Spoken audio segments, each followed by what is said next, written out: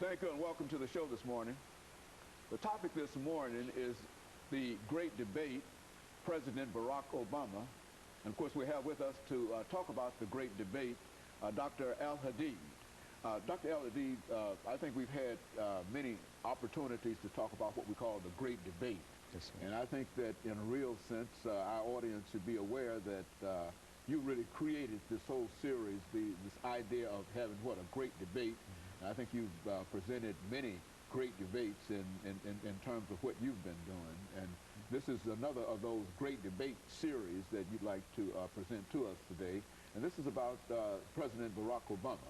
And what we want to do today is to give you an opportunity to first sort of tell our audience some few statements about your situation of being here now, and then to get into dealing with the great debate, President Barack Obama, from the point of race, religion, and politics. And so let's see if we'll start off by having you to give us some statements in reference to your situation.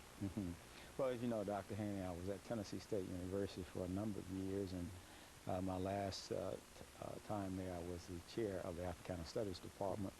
And I left university and I served as a principal of an Islamic school. So now I'm just enjoying life and writing books and then moving forward.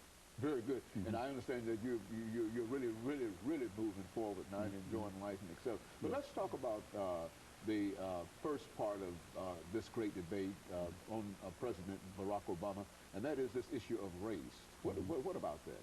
Well, let's start with Du Bois' statement, and so of black folks, where he indicated that the problem of the 20th century would be the color line, where he was talking about the whole question of race.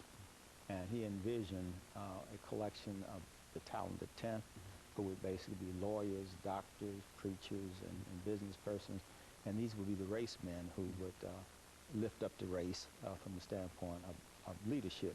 And at the same time, you had Booker T. Washington, who felt that he had to produce a class of entrepreneurs and producers, people who would come from the land and produce things.